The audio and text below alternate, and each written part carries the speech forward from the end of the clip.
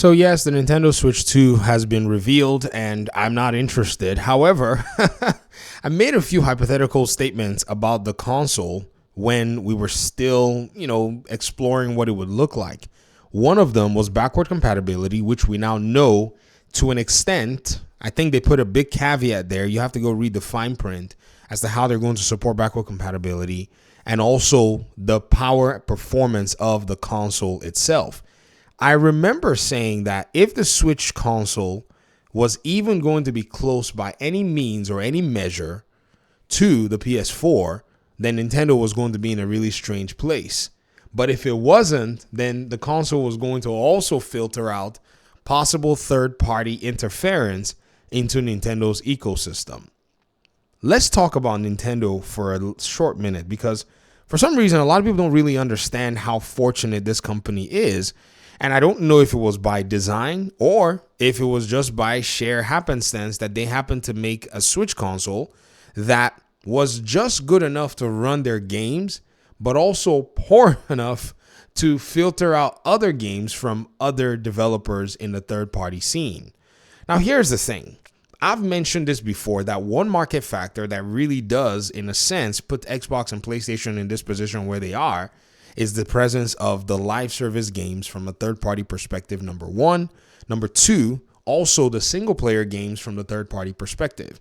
Everybody that gets into the ecosystem, especially the big players, are able to publish their games there without any, without any challenges from PlayStation or Xbox in the past. I mean, PlayStation, yes, they've been making games. Xbox, yes, they've been making games, but the third-party games have basically been eating their lunch. Yes, they're making 30%, but it's nice if they could make 100 on their own platform or maybe make 70% on the other person's platform. Nintendo, on the other hand, doesn't really have this big of a, problem. They are simply selling their software on their own hardware, and their software is designed to meet their hardware specifications. So they have very little to worry about because a lot of these different games, they're made for higher hardware, specifications. So if, say, the Nintendo Switch could move, as good as the PlayStation 4, it would have had to be a whole different conversation in terms of, who's all coming there. Because what that does is that will open doors for all kinds of people to come into the Nintendo store. Sure, they'll make money, they'll make 30%, but guess what's also going to happen? The interest in their games is going to now have to compete against other games that are out there. And so what's now a reality for Nintendo Switch 2 and why I think it's really going to resonate is simply because it doesn't have that kind of resistance. The Turk has been doing some work. He's been taking some numbers and, putting out, possibilities of what the Switch hardware specs might look like and what games on the AAA front might be able to run on it and looking at, say, possibilities. I'm quite impressed that there are some games that can actually run on that hardware spec that he's put together.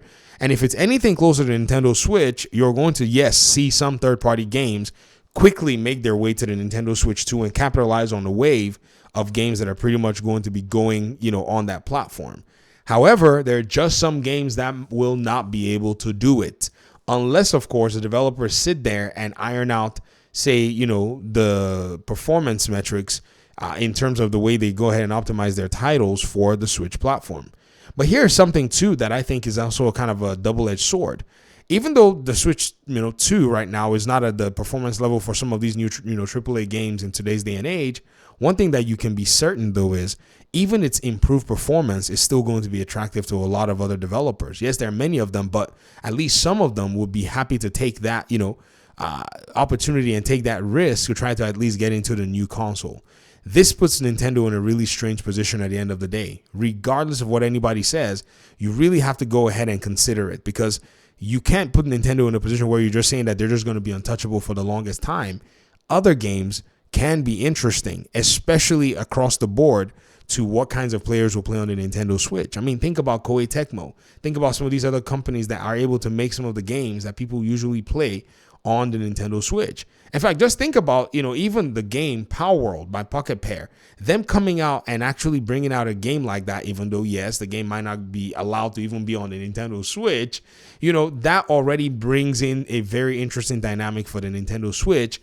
And this Switch 2 is bound to face some of those now that it's actually invested in a little bit of power. However, where they are right now and how the future is going and how technology is improving, I think them being at this low spec point is going to filter out a lot of other games that are wanting to leverage technology, leverage big fat graphics and all of the above. Those games are probably going to be just too much for the Nintendo Switch 2 to run. So by just sheer happenstance, they're out of the running. And this is where Nintendo is going to stay profitable. This is where they're going to stay, for the most part, successful in their enterprise this particular Switch generation. I'd love to hear your thoughts in the comment section. Thanks so much for watching the video. Appreciate you guys' time and audience. And hopefully we'll talk pretty soon in another one. Peace out.